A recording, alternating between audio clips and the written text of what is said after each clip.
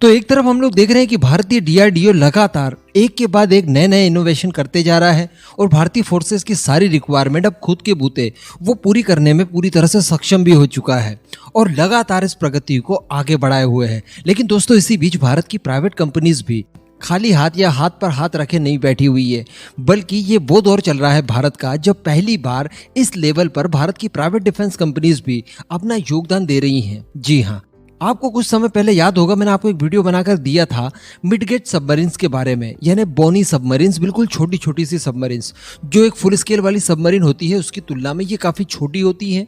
इनमें crew members भी काफ़ी कम होते हैं, 10 के अंदर ही होते हैं। और बड़ी बात यह है कि ये काफ़ी इफेक्टिव होती है। कॉन्सेप्ट तो काफ़ी पुराना है, लेकिन भारत की नेवी के हिसाब से ये काफ़ी नया कॉन्सेप्ट है। तो इसके ऊपर मझगांव डॉक्स शिपयार्ड लिमिटेड ने कुछ डिज़ाइन तैयार किए थे, जो कि हमारी स्टेट ऑन कंपनी है। जिसके बाद उन्होंने प्रोटोटाइप का, जो पहला प्रोटोटाइप होगा इसका, उसकी मैन्युफैक्चरिंग भी बताया जा रहा था कि शुरू कर दी है, क्योंकि डिज़ाइन वगैरह तैयार कर ली गई है। कुछ टेक्नोलॉजीज इसकी ऑलरेडी उनके पास है, तो उन सबको मिला जुलाकर इसका प्रोटोटाइप बनाना उन्होंने शुरू कर दिया था। लेकिन आपको याद होगा उसी वीडियो में मैंने आपको एक और बात बताई थी कि इसी तरह की छोटी छोटी मिडगेट सबमरीन्स हमारी भारत की एक प्राइवेट कंपनीज भी बना रही है और उसी समय उन्होंने डिजाइन भी तैयार कर लिया गया था। इवन मैं आपको बता दूं कि जो मझगांव डॉकयार्ड लिमिटेड बनाने वाला है मिडगेट सबमरीन, उसके कंपटीशन में ही ये सबमरीन्स होंगी। और अगर भारतीय नेवी को ये वाली सबमरीन्स जो कि प्राइवेट कंपनीज बनाने वाली हैं, ये अगर ज़्यादा सूटेबल लगी तो वो यही खरीदेंगी। तो अभी इसके बारे में बताया जा रहा है कि जिस तरह से डिज़ाइन इसका पहले ही तैयार कर लिया गया था, अब इसके ऊपर कुछ और इम्प्लीमेंट हुए हैं, और न केवल इम्प्लीमेंट हुए हैं बल्कि इनको लेकर कुछ नई प्लानिंग भी की गई है। वही सारी चीज़ें आज मैं आपको इस वीडियो में बताने वाला हूँ।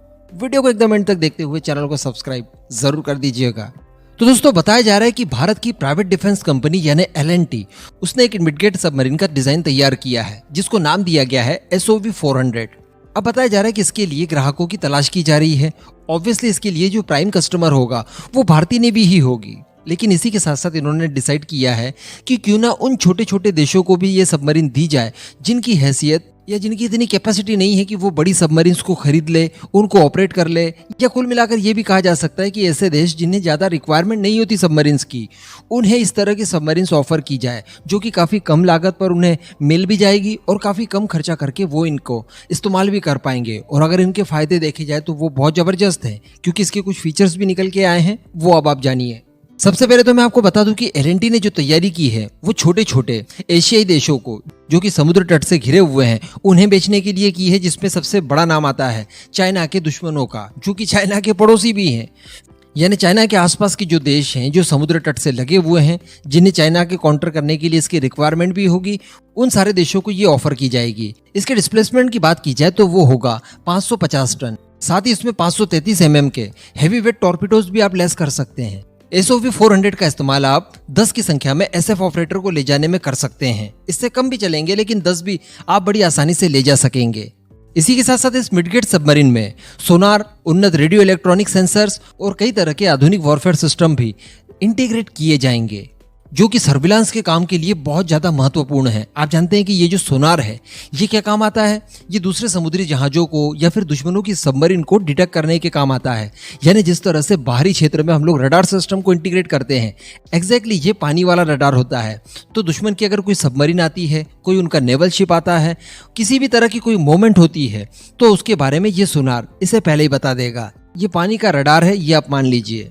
साथ ही इसमें जो टॉर्पिडोज लगे हुए हैं जो कि हेवी वेट टाइप के हैं, तो इनसे अगर आप चाहें तो दुश्मन के नेवल बेस भी बड़ी आसानी से डिस्ट्रॉय कर सकते हैं। एक तो ये सबमरीन काफ़ी छोटी होगी, तो इन्हें डिटेक्ट कर पाना बाकी सारी बड़ी सबमरीन्स की तुलना में काफ़ी कठिन होगा। तो एक तो ये स्टेल्थ टाइप की हो गई, समझ लीजिए, एटलीस्ट सेमी स्टेल्थ तो आप इसे कह ही सकते हैं। साथ ही ये हेवी वेट के टॉर्पिडो ले जा सकती है, तो बड़ी आसानी से जो दुश्मन के नेवल बेस होते हैं उनके आसपास आप चुपके से चले जाइए। जब ये आपकी रेंज में आ जाए, आपके टॉर्पिडो की रेंज में आ जाए, उसके बाद आप टॉर्पिडोज को लॉन्च कर दीजिए। यकीन मानिए, दुश्मन के नेवल बेस को या फिर दुश्मन का कोई भारी भरकम जहाज हो, उनकी कोई सबमरीन हो, इन सब को हंट करने में इसका कोई भी ऑप्शन नहीं हो सकता। बड़ी आसानी से उन्हें डिस्ट्रॉय कर सकती है। यानी जासूसी और अटैक का काम, ये दोनों ही तरह के काम आप इससे ले सकते हैं। और आपको याद होगा मैंने आपको उस वीडियो में बताया था कि इसे आप लॉयल विंगमैन की तरह भी इस्तेमाल कर सकते हैं। जिस तरह से भारत कैट्स वॉरियर बना रहा है, जो कि हमारे तेजस मैक्स के साथ कोऑर्डिनेट करके काम करेगा। तेजस मैक्स जो होगा फाइटर जेट, वो कैट्स वॉरियर के लिए मदरशिप का रोल प्ले करेगा। यानी तेजस मैक्स से ही सारे कमांड वगैरह कैट्स वॉरियर को दिए जाएंगे। उसके बाद कैट वॉरियर अपना परफॉर्मेंस देगा। तो ठीक इसी तरह की चीजें इस तरह की मिडगेट सबमरीन के साथ भी संभव है। ये किसी बड़े नेवल वेसल के साथ चलकर उसके साथ कोऑर्डिनेट करके फिर अपना काम कर सकता है, बिल्कुल लॉयल विंगमैन की तरह। तो कहने का मतलब जो आपकी नेवी के बड़े वेसल्स वगैरह हैं, उनके लिए ये सिक्योरिटी गार्ड का काम भी करेगा। बीच में आने वाले संभावित सभी तरह के खतरों से ये आपके वॉरशिप को बचाए रखेगा। इससे बेहतरीन चीज़ और क्या हो सकती है। अभी चूंकि साइज में छोटी है तो काफ़ी कीमतें भी किसकी कमी होंगी ऑब्वियसली। और जो छोटे देश हैं जिनकी रिक्वायरमेंट तो है थोड़ी बहुत सबमरीन्स की, लेकिन वो अफोर्ड नहीं करते इन्हें खरीदना, ऑपरेट करना, उन सभी के लिए ये किसी वरदान से कम बिल्कुल भी नहीं होगा। और सबसे बड़ी बात कि जो हमारा ड्रीम है $5 ट्रिलियन की जीडीपी तक पहुंचना हो, वो इसी तरह से पहुंचा जाएगा। हमारा तेजस है जिसके लिए हम लोग कस्टमर्स ढूंढ रहे हैं, सफलता भी मिल रही है, दूसरे देश इंटरेस्ट ले रहे हैं। ब्रह्मोस तो भाई क्या ही कहने, आकाश एयर डिफेंस सिस्टम है जिसके लिए भी संभावित कई सारे ग्राहकों की लिस्ट हमारे पास पड़ी है। आने वाले समय में डेफिनेटली खुशखबरियां मिलेंगी। अब ये आ गई, इसके बाद में प्रनाश बैलिस्टिक मिसाइल आएगी। तो कहने का मतलब भारत की तरफ से कुछ इस तरह के भी वेपन्स तैयार किए जा रहे हैं जिनका महत्व शायद भारत के लिए उतना नहीं है, लेकिन एक्सपोर्ट के पर्पज से ये बहुत महत्वपूर्ण हो जाएंगे और भारत को अच्छा खासा मुनाफा ये देने के लिए सक्षम होंगे। और जब भारतीय कंपनियों को मुनाफा होगा इनके एक्सपोर्ट से, उसके बाद अपने आप इनके पास फंड आएगा। फंड की किसी तरह की कमी अगर नहीं रहेगी तो रिसर्च एंड डेवलपमेंट के लिए ये लोग बेतहाशा काम कर सकते हैं और बेतहाशा ये लोग उपलब्धियां हासिल कर सकते हैं। तो कहने का मतलब जीवन के साथ भी और जीवन के बाद भी सभी तरह के काम भारतीय कंपनियां इस समय कर रही है। इसके लिए तमाम भारतीय कंपनियों को ढेर सारी शुभकामनाएं। अब इस पूरे मुद्दे पर दोस्तों आपका जो भी मानना हो नीचे कमेंट करके जरूर बताइएगा।